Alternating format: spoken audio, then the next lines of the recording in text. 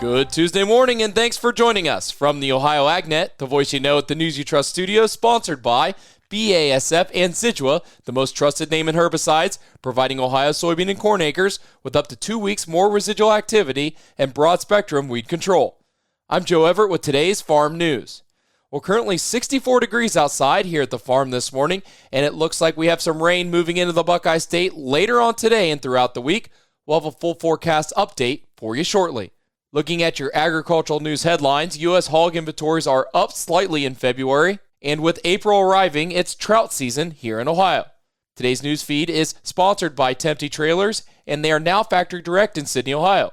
From trailer sales to parts and trailer service, our team is ready to keep you moving. Stop in today or call 326-206-2062. The U.S. hog herd is holding steady with 74.3 million hogs and pigs on farms as of March 1st, according to the USDA's latest quarterly Hogs and Pigs report. That's slightly higher than last year, but down 1% from December. Of the total, 68.4 million are market hogs and nearly 5.9 million are kept for breeding. Between December and February, farmers weaned 33.2 million pigs, averaging almost 12 pigs per litter. Looking ahead, U.S. producers plan for 2.86 million sows to farrow between March and May, and nearly 2.9 million between June and August. Iowa continues to lead the nation with the largest hog inventory at 24.7 million head. Well, spring trout season is officially underway across Ohio as more than 80,000 hatchery-raised rainbow trout are being released at over 90 locations statewide. The annual Ohio Department of Natural Resources stocking program gives anglers of all ages plenty of chances to catch trout through April. Many of the stocked waters are easily accessible with popular spots located around the Buckeye State. Some release events include youth-only fishing days where only anglers 15 and under can catch a fish for the first week. After that period, the water is open to all through the end of April. Details on specific stocking dates and locations are available through ODNR resources, and anglers are encouraged to prepare for changing weather and fishing conditions through the month. To learn more, you can find this article at ohioagnet.com. Now let's check in with Brianna Smith, who was able to catch up with this year's CCA of the Year. Joining me is Aaron Clark. He was just named the CCA of the Year award recipient here at the Conservation Tillage and Technology Conference. Aaron, what does it mean to you to win this award? It's a great honor. Found that there's a lot of those ahead of me that have been good stewards, and it's just a great honor. Tell me a little bit about your career. Where do you work, and how long have you been there? So I'm at Sunrise Cooperative out of Central Ohio, East Central Ohio. I have been there for going on my 8th spring, doing agronomy solutions and working with farmers. Tell me a little bit about how 2025 went for you and your customers. 25 was tough. We had some good pockets, but then we had some stuff that burned up. So it was a little tough. 26 coming into it here, we've certainly had to look at budgets as a whole. Everybody's reviewing things and making sure we're on par and doing what we got to do. Do you see any big changes coming for the strategy for planting season this year? Some folks that are trimming on fertility or really honing in more so on a broad scale. We're going to treat all the farms this way, whereas we're segregating farms, higher profitability, and trying to just be realistic with expectations. There's some folks that were very fortunate and are going to ride the wave, and we're going to maintain and do what we've been doing and plan for success. And everybody's obviously trying to succeed, but we've got to be realistic with some things. So. Absolutely.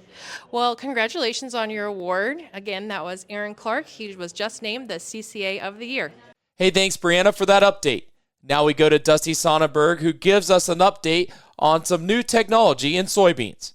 I'm joined today by Scott Kay with BASF. And Scott, some really interesting new technology that's, in my opinion, going to revolutionize soybean production, especially when it comes to the challenges growers face with soybean cyst nematode and some of the weed pressures out there. Can you tell us a little bit more? Yeah, I think a lot of farmers, your listeners, probably think water hemp's their number one pest. But in reality, if you calculate it, nematodes, or SCN, is actually a soybean farmer's number one pest across the U.S. Yeah, the yield losses, as we often say, go unnoticed because you don't see anything above ground. No, I think that's right. Nemisphere, it's not a seed treatment, it's not a chemical. It's actually a new gene that's been there, but that's been developed and now is being bred in to be able to resist the negative impacts of soybean cyst nematode. Yeah, absolutely. BASF scientists developed it in the mid 2009, 2010, right around there is when they discovered it and have been working on commercializing it ever since. And so it will actually be a new trait. It's not going to act or perform like the current systems that we have or native traits that we have. And so it'll actually be new technology.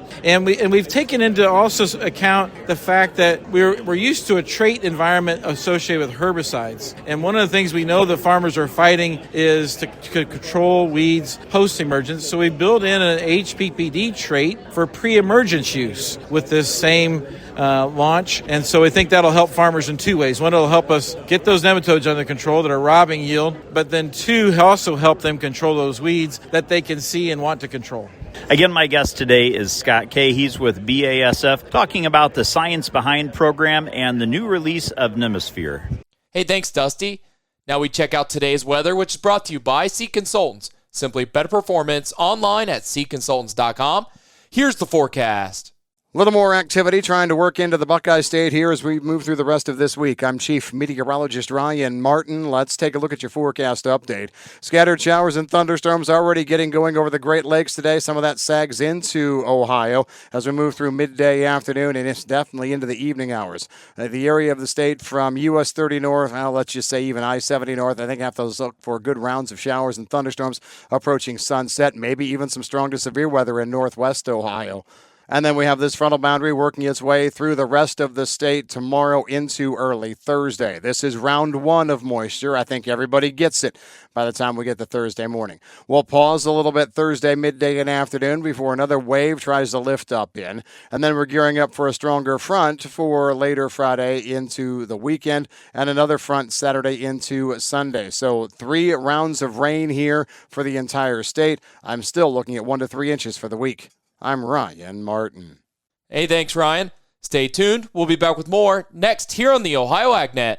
Looking for heavy equipment but don't know where to buy? Purple Wave Auction has you covered. Always online and always no reserve. It's your destination for construction or ag equipment ready to work. We even sell semis, trailers, and fleet equipment for your operation. Best part? It's free to join. Head to purplewave.com. That's purplewave.com. Sign up for a free account and start bidding today. Purple Wave Auction, the easiest and most straightforward way to buy and sell equipment.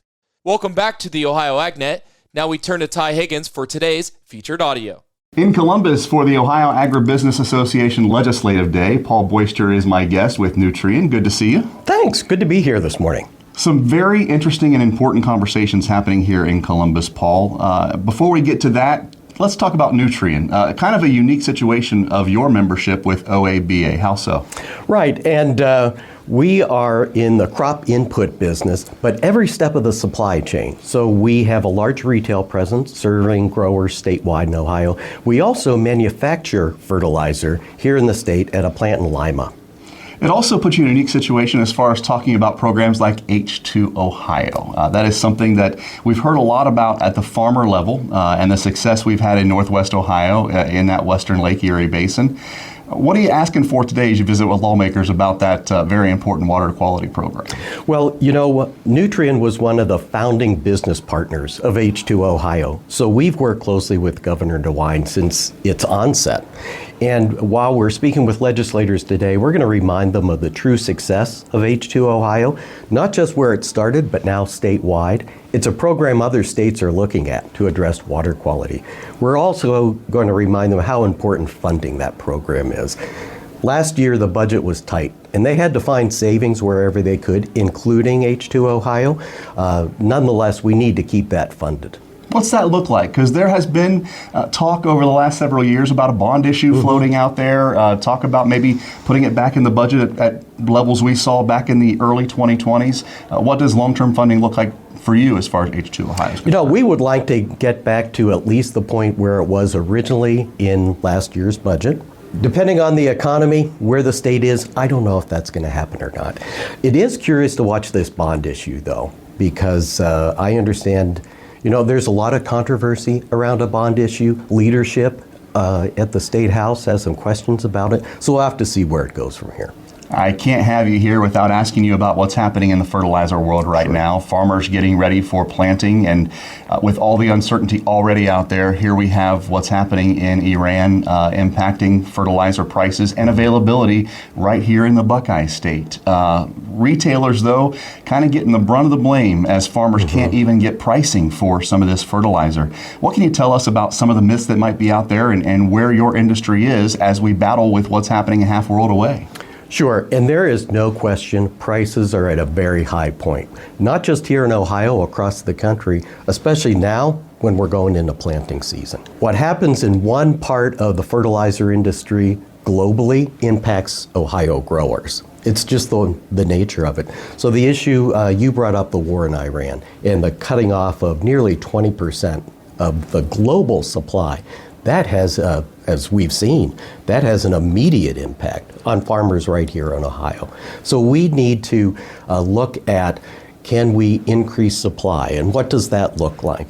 It's not an easy and quick fix. For example, if we were to put online new fertilizer production plants, those take years to build, to site, and get into the marketplace. So a lot of those issues are being looked at federally, so we're going to have to continue to follow those. Growers here in Ohio are under pressure, not just from input costs, but continued low commodity prices as well. And to the extent that can be addressed, that's a big part of this. From when you're hearing from farmers, do you think we'll see a shift in corn acres across the Midwest due to what's happening with fertilizer? I haven't heard that yet. But that will be an important one. Are they going to go into beans instead of corn this year? Unfortunately, those are decisions that were probably made well before we got to this point. How growers respond, that's what's really going to be hard. That's Paul Poyster, Manager of Government and Industry Affairs at Nutrien. Our full conversation can be found online at ohioagnet.com. Hey, thanks, Ty, for the update. Stay tuned. We'll be back with your grain analysis next here on the Ohio AgNet. Hey farmers, planting season is almost here, and Ohio AgNet wants to bring lunch to your farm. Our Feeding Farmers contest is going statewide, and we'll soon be picking farms across Ohio to receive a visit from the Ohio AgNet and free lunch for your farm family and crew. If you'd like us to stop by, get signed up today. Just visit ohioagnet.com/feedingfarmers to enter. Feeding Farmers is brought to you by Ag Revolution, Paradise Energy Solutions, and the Ohio AgNet, the voice you know with the news you trust. It's now time for today's market analysis, which is brought to you by the Louis Dreyfus Company, excited to bring the brand new soybean crush facility to Upper Sandusky, Ohio. Learn more about marketing your soybeans with LDC at 574-566-2113. Here's Ryan Martin. The grain market's mixed to start the week yesterday. We can go over all sorts of reasons why the markets did what they did yesterday, but honestly, the key thing you need to know for Tuesday is it's report day. Prospective plantings report coming out today. I don't think this leads to much. Ryan Martin's opinion is we know that corn acres are going to be down from last year. Well, first of all, last year's number is still false, in my opinion. And secondly, bean acres are going to be up. Cotton's not going to gain any more acres. Rice isn't going to gain any more acres. Wheat's not going to gain any more acres. It's a corn and bean story today, so I think it's enough burger report unless they just blow absolutely out of the water any kind of expectations. Back yesterday, war uncertainty hit the marketplace overall, and along with pre-report positioning in the mostly row crop space, the EVO and RVO and SRE announcements last Friday during Ag Day were also being played out in the bean oil market. That was up triple digits, but overall, nothing really super exciting yesterday on a mixed start to the week. I'm Ryan Martin. Hey, thanks, Ryan. Now let's take a look at your overnight trade brought to us by Seed Consultants. Simply better performance online at seedconsultants.com.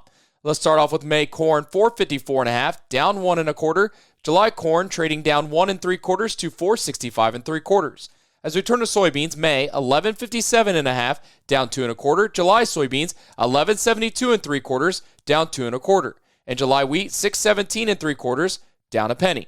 As we turn to livestock from yesterday's close, April live cattle 239.55, up $1.05. June live cattle 240.20, up $1.42. April lean hogs 90.47, down 30 cents. May lean hogs 97.12, up 15 cents. May feeder cattle 361.32, up $1.50, and August feeder cattle 359.60, of $1.80. Thanks for joining us this morning. This is the Ohio AgNet.